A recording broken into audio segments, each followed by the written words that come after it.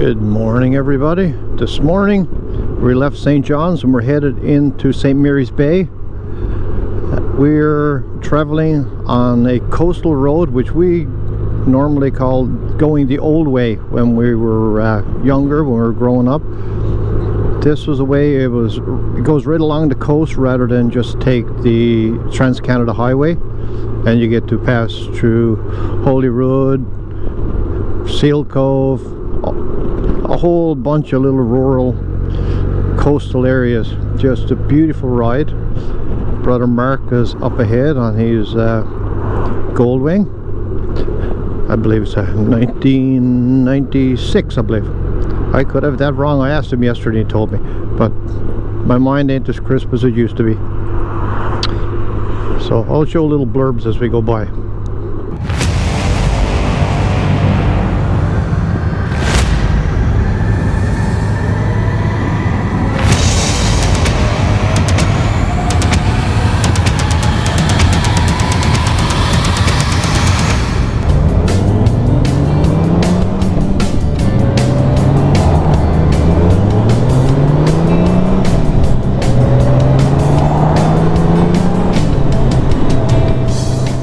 Me and the boys just having our coffee, finishing up our coffee run,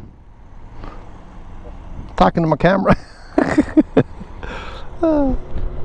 This video here is going along the bottom of Holyrood Hill, Conception Bay, just looking out over the waterfront. We stopped here yesterday, done a little video, took a few pictures.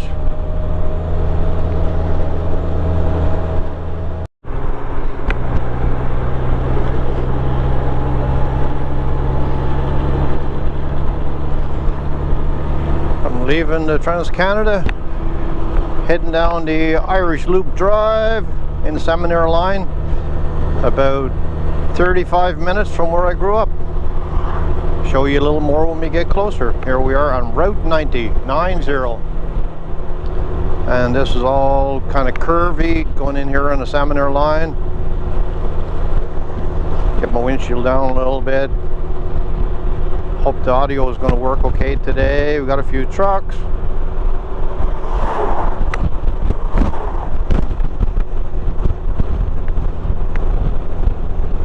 There's so many ponds like this here.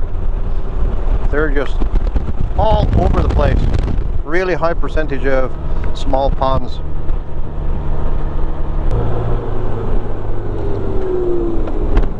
Now we're going to take you into Father Duffy's well. Start coming. And it's Duffy's, yeah, Father Duffy's well. I just thought we'd swing in here to have a look. That's all. We go on again. Yeah.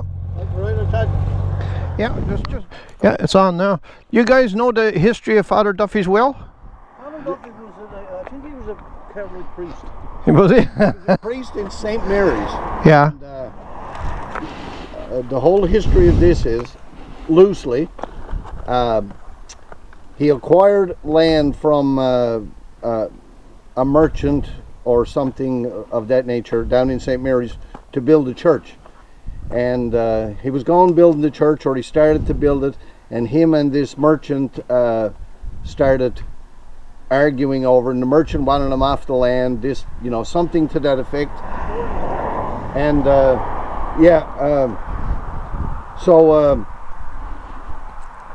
I don't know how far he got with the building of the church or whatever, but it ended up in court. But what used to happen was the priest used to walk from St. Mary's to St. John's to go to court, and I don't know, 2 or 3 times by the time he got to St. John's, he found out that the merchant was after delaying the trial, postponing it to another date, and he'd have to come back again.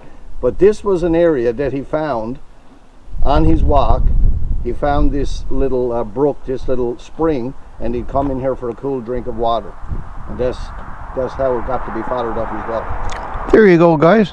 That's well said by my brother Mark. People began to claim that the water here had healing properties.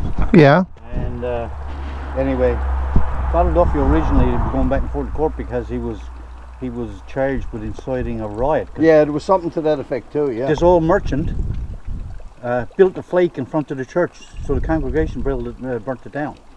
So he charged Father Duffy with creating a riot or something like that, and this is why they were going back and forth to court. He used to walk cross country. So anyway, he used to stop here for a rest, and over the years people started stopping here, and they claimed that if they came here and they used the water and they prayed and everything, had healing properties. So whether it does or it doesn't, that's neither here nor And so did it show exactly where we are on the map there? there. We are, well, let's see, this is, we're somewhere in here. Okay. Here. Oh, right up top corner. No, we're here. We're in followed up as well. Okay. Yeah, we turned in the seminary. This is the what do you call it, the Trans-Canada going along here. This is where we turned in the seminary line, and we're right here in this area. And there you have it, guys. Father Duffy's well. Now let's have a look at the monument / spring. Yeah, and right here was 4th degree Knights of Columbus, erected in 1935, it says over there. Erected in 1935. Yeah. And it's supposed to have healing properties, guys. There we go. Hey Pete, here I took some water. It's supposed to have healing properties, buddy. Oh yeah. So we'll do Laying on of hands. yeah. There we go. We left St. John's and we came in. We didn't come to Trans-Canada. We came actually the Conception Bay Highway bypass, which is a new road going down through here. It's not on this map.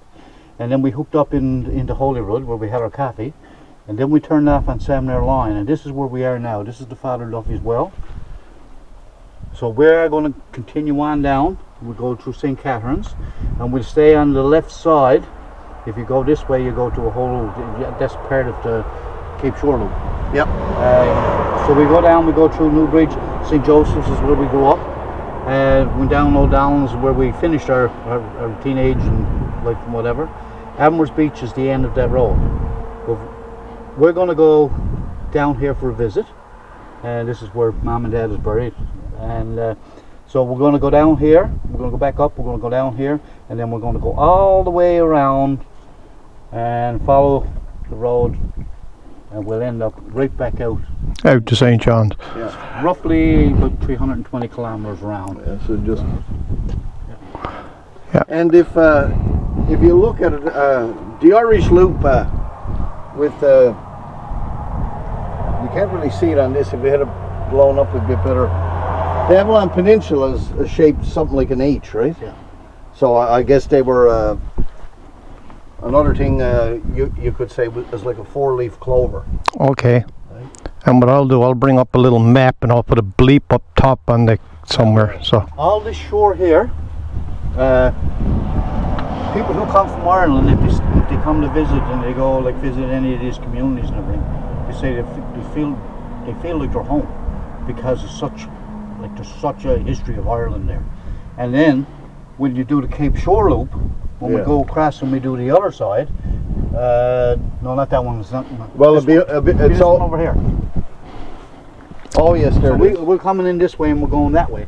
If we do the Cape Shore Loop, which we might get to do another day, we go across this way and we go right around and all up around, come back out to the Trans-Canada. This here is very heavily Irish. That is, yeah. Especially Branch. But I don't know, Branch is part of St. Mary's Bay.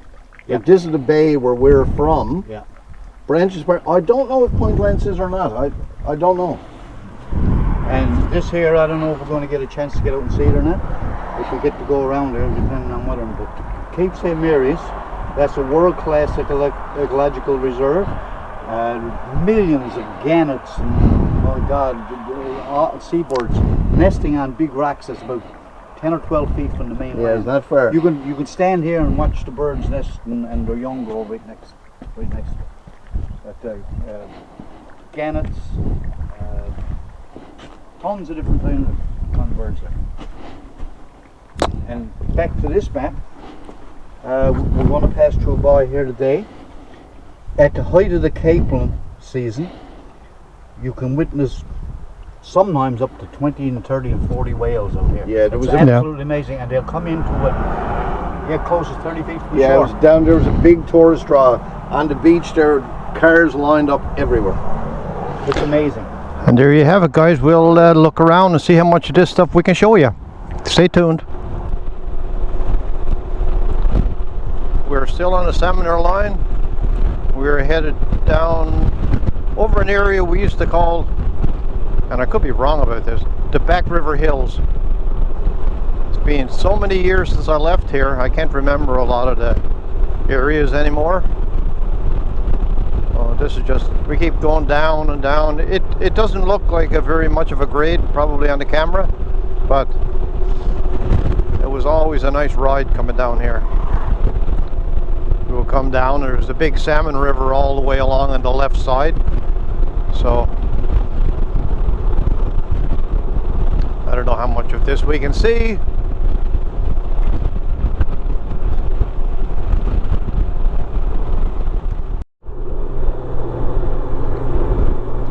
I believe right here on my left is the home of Christopher Pratt. Christopher Pratt is a really famous artist who designed the Newfoundland flag. He passed away, I don't know, maybe a year ago now, approximately. And yeah, he was the one who designed the Newfoundland flag.